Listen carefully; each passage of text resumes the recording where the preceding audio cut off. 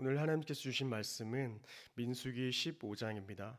민수기 15장 22절부터 41절까지의 말씀입니다. 민수기 15장 22절부터 41절까지의 말씀 한 절씩 교독하신 후에 마지막 절은 함께 읽도록 하겠습니다. 제가 먼저 읽겠습니다. 너희가 그릇 범죄하여 여호와가 모세에게 말씀하신 이 모든 명령을 지키지 못하되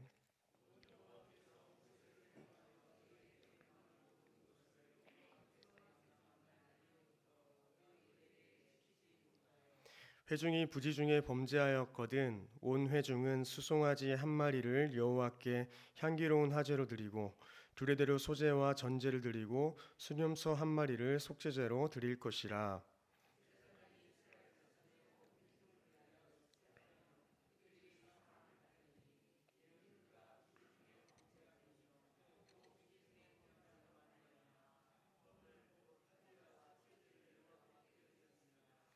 이스라엘 자손의 온 회중과 그들 중에 거류하는 타국인도 사함을 받을 것은 온 백성이 부지 중에 범죄하였음이니라.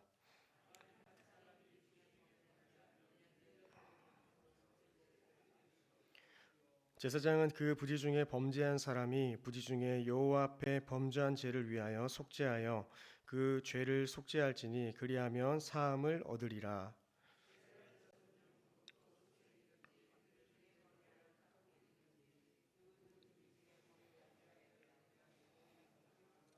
본토인이든지 타국인이든지 고의로 무엇을 범하면 누구나 여호와를 비방하는 자니 그의 백성 중에 끊어질 것이라.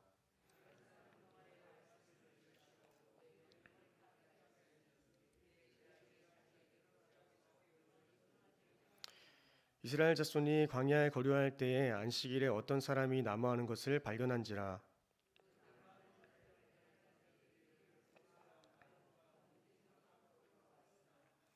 어떻게 처치해야 할지 지시하심을 받지 못한 고로 가두었더니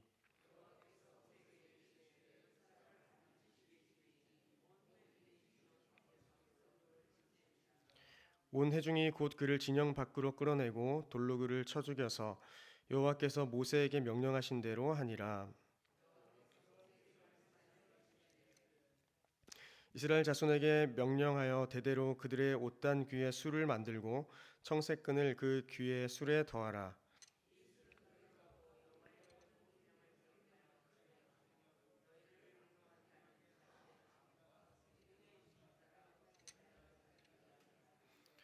그리하여 너희가 내 모든 계명을 기억하고 행하면 너희의 하나님 앞에 거룩하리라.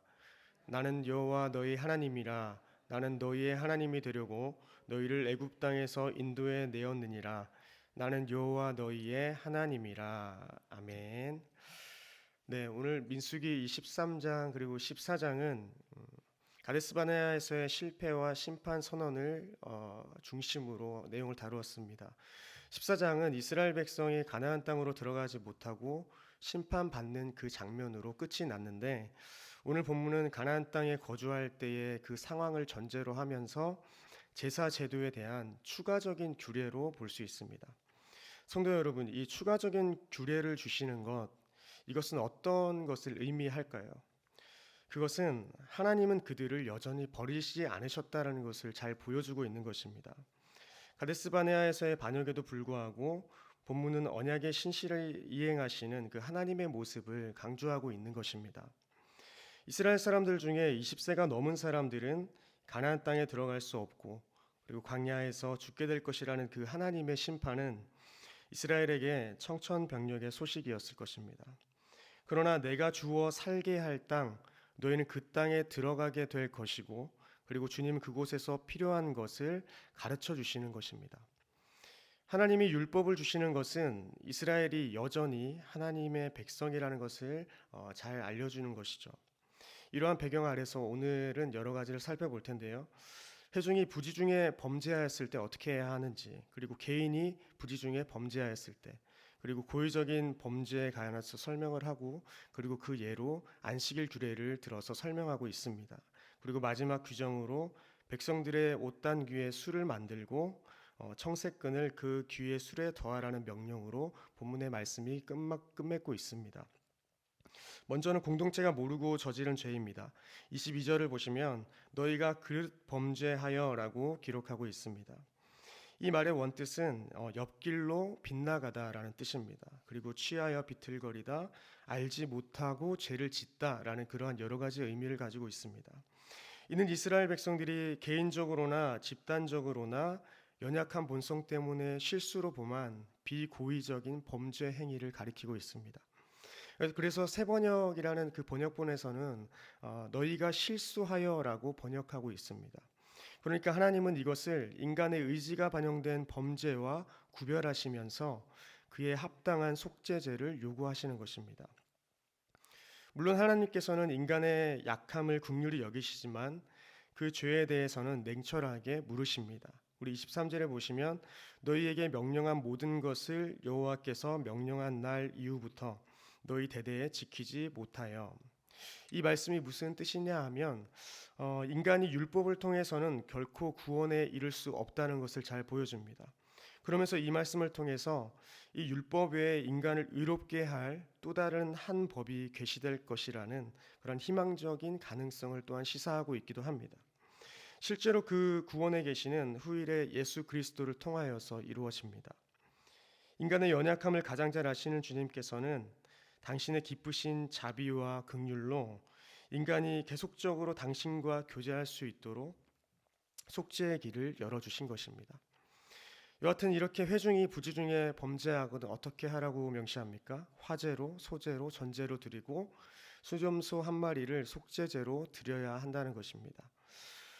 이 본문을 통해서 저희가 알 수 있는 것은 아무리 저희가 실수나 우발적 범죄를 저질렀다 하더라도 하나님의 질서가 위반된 것이기 때문에 타인에게도 피해를 또한 입힌 것이기 때문에 피해를 보상하는 것은 당연한 것이고 하나님께 죄 용서를 구해야 한다는 것입니다.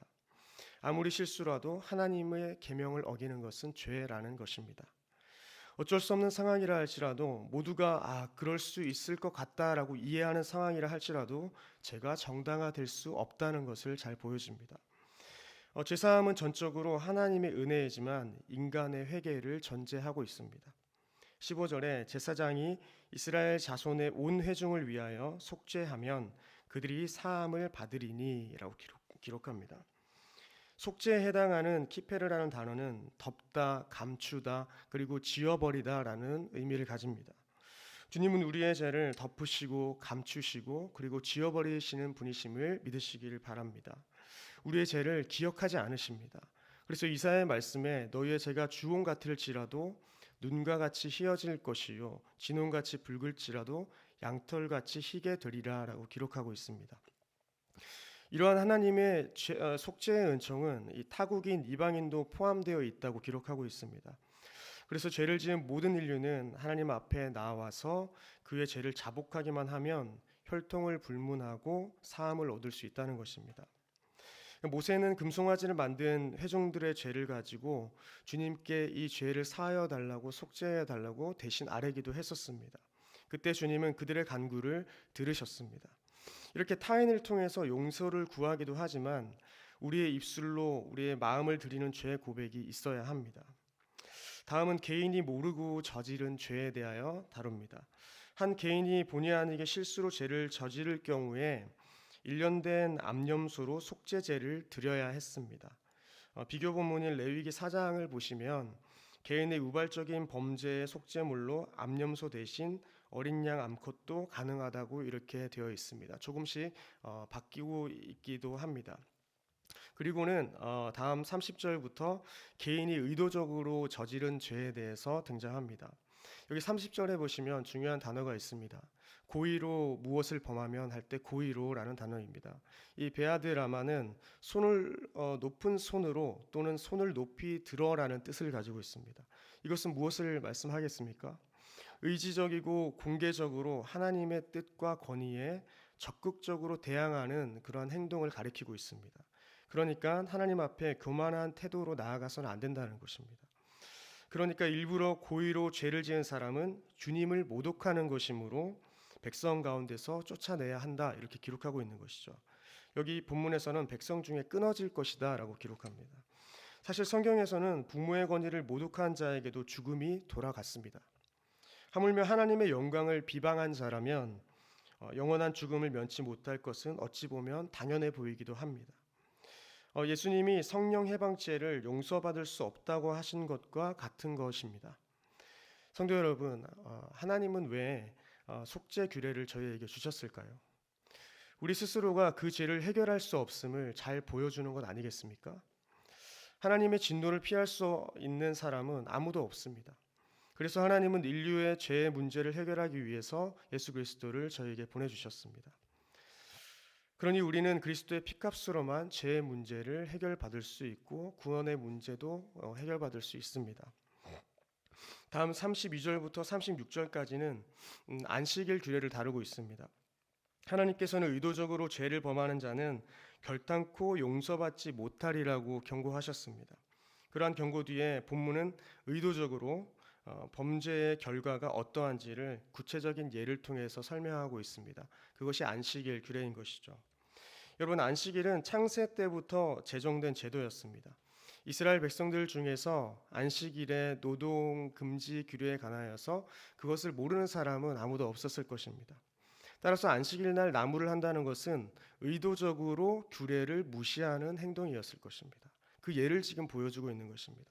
당시 안식일에 나무를 한 행위는 하나님의 일보다 자신의 평안과 육신의 안목을 채우는 탐욕스러운 죄악으로 여겨졌습니다. 따라서 그 본보기로 고의로 범한 죄에 안식일의 규례를 들어 설명하고 있는 것이죠. 여러분, 안식일은 하나님의 창조하심과 구원하심의 그 사건을 기억하는 날입니다. 그렇다면 저희들은 안식일을 기억하여 그리고 그 안식일 날에 거룩히 지키려고 노력하고 있습니까? 율법적으로 교회에 나왔고 나오지 않았고가 아니라 했고 뭔가를 안 했고가 아니라 정말 주님의 창조하심과 구원하심이 우리의 삶 가운데 그리고 안식일 날에 저희가 기억되어지고 주님을 어떻게 거룩하게 섬기고 지킬지, 그날을 거룩하게 지킬지 우리 마음 가운데 고민하는 그런 마음이 있냐는 것입니다. 본문 35절은 안식일에 나무한 자는 반드시 죽이라고 기록합니다. 한편 반드시 죽이라고 할 때 짐 밖에서 사형을 집행하라고 말씀하십니다. 이는 이스라엘 공동체 전체가 더러워지기를 원하지 않은 것입니다. 성도 여러분, 여기서 우리는 나 한 사람의 거룩함이 공동체에 어떠한 영향을 줄지 개인을 잘 돌아보아야 합니다. 우리 한 사람의 생각과 행동이 공동체를 더럽힐 수도 있고 또한 공동체를 거룩하게 세워갈 수도 있다는 것입니다. 그리고 마지막 단락은 백성들이 옷단의 귀에 술을 만들고 청색끈을 그 귀에 술에 더하는 명령입니다. 이스라엘 백성들은 하나님께서 불러주신 거룩한 백성이지 않습니까? 따라서 그들은 세상과 구별된 자들이었습니다. 그렇게 살아야만 했습니다. 이를 위해 하나님은 이스라엘 백성들에게 구별된 삶을 살도록 여러 가지 규례들을 제정하셨는데 그 중에 하나가 오늘 본문인 것입니다. 하나님께서 백성들에게 그들이 하나님의 거룩한 백성이고 또한 율법을 받은 이 백성일 뿐만 아니라 언제나 말씀대로 살아야 한다는 것을 잊지 않도록 하기 위해서 그래서 이 옷단 귀에 술과 청색끈을 달도록 지시하신 것입니다. 여기에서 옷은 이스라엘인들이 일상에서 걸치던 그 외투를 가리킵니다. 그리고 술은 장식이나 꽃 그리고 끈을 가리키기도 합니다. 이것을 청자색실로 외투 맨 끝에 달았다는 것인데 이것을 통해서 자신을 나타내는 것이 아니라 항상 하나님의 말씀을 기억하고 죄에 빠지지 않게 조심하라는 그러한 시각적으로 보여주는 시각적 교육으로 저희가 이해할 수 있습니다. 성도 여러분, 물론 하나님 앞에서 율법 준수를 통해서 거룩해질 수 있는 사람은 아무도 없습니다. 저희는 단지 하나님의 말씀을 믿고 따르는 가운데 하나님으로부터 의롭다 칭함을 받을 수 있을 뿐입니다. 그럼에도 저희는 주님 앞에 말씀 앞에 날마다 서야 합니다. 저희가 왜 그렇습니까? 이것이 바로 하나님의 자녀로서의 합당한 삶이기 때문입니다. 성도 여러분, 말씀의 잣대에서 내가 모르고 지은 죄든지 의도적으로 지은 죄든지 모두 죄라는 것을 오늘 본문을 통해서 보았습니다. 저희의 문제점은 저희가 약한 것이 아니라 저희가 악한 것이 문제입니다. 주님께서는 저희의 약함을 이미 아십니다. 그러니 저희의 악함을 주님께 내려놓고 죄 고백을 주님께 올려드리기를 원하시는 것입니다. 그래서 요한일서 1장 8절에서 9절을 보시면 만일 우리가 죄가 없다고 말하면 스스로 속이고 또 진리가 우리 속에 있지 아니한 것이요 만일 우리가 죄를 자백하면 그는 미쁘시고 의로우사 우리 죄를 사하시며 우리를 모든 불의에서 깨끗하게 하실 것이요 이렇게 기록합니다. 이 죄의 고백이 정말 중요한 것입니다. 주님, 나는 죄인입니다. 나는 이러한 죄를 지었습니다. 주님, 내가 조금 거룩하게 산 것 같지만 여전히 나는 죄인입니다. 이렇게 주님 앞에 고백하는 그 고백이 중요하다는 것입니다. 그래서 오늘 본문 마지막 절은 이렇게 기록하고 있습니다. 41절에 나는 여호와 너희 하나님이라 나는 너희의 하나님이 되려고 너희를 애굽 땅에서 인도해 내었느니라 나는 여호와 너희의 하나님이라. 네, 여러분, 하나님은 이스라엘에게 강압적으로 율법의 멍에를 지우시는 그러한 분이 아닙니다. 일부러 선악과를 만드시고 정죄하려고 애쓰는 분이 아니십니다.